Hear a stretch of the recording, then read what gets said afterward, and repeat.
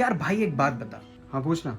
ये 2005 वाली Ashes series में ऐसी क्या खास बात थी कि उसे अब तक की बेस्ट एशेज सीरीज बोला जाता है? यार वो एशेज सीरीज ना सिर्फ एक एपिक राइवलरी टेस्ट कॉन्टेस्ट नहीं था। It was an absolute emotion जहां हमने हीरोज बनते हुए देखे, लेजेंड्स वर्सेस लेजेंड्स का ऐसा बैटल देखा जो शायद पहले कभी नहीं देखा था। हीटेड बैंटर से लेकर आंखों में आंसू ला देने वाले स्पोर्ट्समैन स्पिरिट मोमेंट्स देखे, और यूं समझ ले हमारे सारे heroes were at the peak of their powers during this series. इतने एक्सट्रीम इमोशंस सब एक ही सीरीज में कैसे? तो शुरू से शुरू करते हैं। लॉर्ड्स में हुआ पहला टेस्ट जहां ग्लेन मैकग्रा ने अंग्रेजों पे ऐसा कहर बरपाया कि जिस इंग्लैंड साइड को मोस्ट इंप्रूव्ड इंग्लैंड साइड बोला जा रहा था वो ताश के पत्ते की तरह बिखर गए। लेकिन हाँ, इस केओस में इंग्लैंड को एक जबरदस्त डेब्यूटेंट जरूर मिल गया जिसने पूरी दुनिया को दिखा दिया how to face the likes of Glenn McGrath, Lee, Shane Warne and Gillespie with an aggressive intent. Kevin Pietersen, जिन्हें अभी सीरीज में काफी कुछ करना था। गौर करने वाली बात यह है कि शेन वॉर्न के अगेंस्ट सारे इंग्लिश बैटर्स हर 5वीं बॉल पे या तो एज कर रहे थे, या तो बीट हो रहे थे, या तो मिस कर रहे थे। But when it came to Kevin Pietersen, he made 39 of 41 balls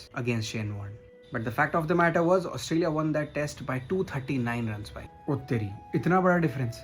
फिर कैसी राइवलरी भाई? कुर्सी की पेटी बांध लो बेटा, क्योंकि पिक्चर तो अभी शुरू हुई है। अगले टेस्ट से पहले ग्लेन मैकग्रा हो जाते हैं इंजर्ड और इंग्लैंड को मिल जाती है एक छोटी सी ओपनिंग। एक होप की शायद जो पिछले 16 साल में नहीं हुआ वो शायद इस बार हो जाए, क्योंकि जहां ऑस्ट्रेलिया के पास इतने जबरदस्त बॉलर्स की लग्जरी थी, England had Simon Jones, Matthew Hoggard, Steve Harmison, Ashley Giles and the legend Andrew Flintoff. अगला टेस्ट हुआ एजबास्टन में, और एक प्रॉपर टेस्ट ऑलराउंडर किसे कहते हैं इसका जीता जाता एग्जाम्पल दिया एंड्रू फ्लिंटॉफ ने।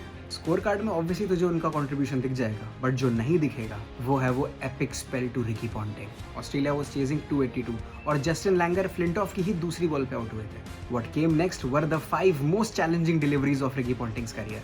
पॉन्टिंग के लेवल के बैटर को उस तरीके से सेटअप करना ना भाई, वो अपने आप में एक आर्ट है। ऑलमोस्ट हर बॉल पे अपील हो रही थी, एंड देन फाइनली एक नो बॉल के बाद फ्लिंटॉफ को एक एक्स्ट्रा डिलीवरी मिली, यानी one more opportunity to get a go at Punter. और उसी बॉल पे एक शफल करते हुए रिकी पॉन्टिंग आउटसाइड एज दे बैठते हैं, और फिर आता है एंड्रू फ्लिंटॉफ का एपिक सेलिब्रेशन भाई। फक, गूज़बम्स आ गए भाई। क्राउड का भी यही हाल हुआ भाई।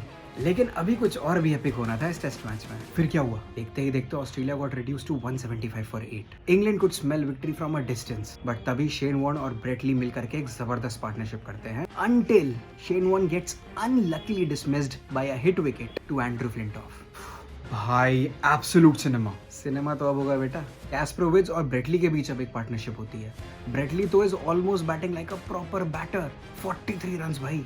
Australia now just need 3 runs to win and they have 1 wicket remaining. फिर आती है स्टीव हार्मिसन की एक short ball to Michael Kasprowicz. Gets the most featherest of edges, मतलब आज का स्निको होता तो शायद डिटेक्ट भी नहीं कर पाता, and the ball goes straight to the keeper. England win the test by 2 runs भाई। They make history. क्राउड पागल हो जाता है, सबके सब सेलिब्रेट कर रहे होते हैं, and then you have Andrew Flintoff going down and consoling Brett Lee, जो कि हताश है, परेशान है। इतना वेलिएंट एफर्ट देने के बावजूद he ended up on the losing side, and that, my friend, is one of the most beautiful frames ever captured on a cricket field. क्या बात है, इतनी राइवलरी में भी sportsman spirit. Gentleman's game my friend. खैर, तीसरे test में भी कई हीरोइक्स दिखाए। कप्तान माइकल वॉर्न की सेंचुरी, शेन वॉर्न का magic with the bat and the ball, Simon Jones का कहर, और ग्लेन मैकग्रा का एक और कमबैक फाइफर। लेकिन the spotlight this time shifts to Ricky Ponting, जिन्होंने 423 चेस करते हुए 156 रन बनाए और ऑस्ट्रेलिया के लिए इस मैच को बचाया। Bro, just fast forward and tell me के एंड में क्या हुआ।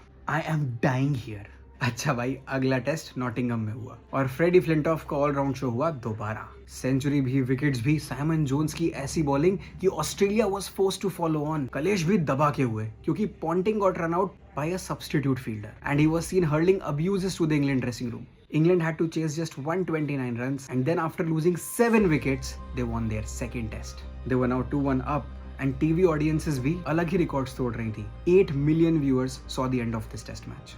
अब आया 5th टेस्ट भाई। Shane warns brilliance at its best.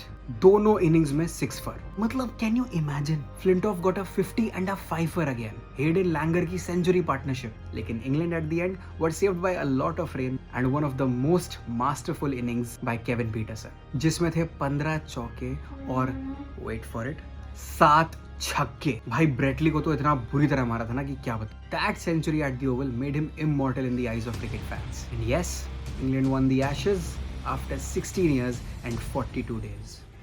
भाई मान गए, क्या नॉलेज है तुझे। वो इसलिए क्योंकि मैं क्रिकेट इंस्पायर्स को फॉलो करता हूँ, आप भी कर लो।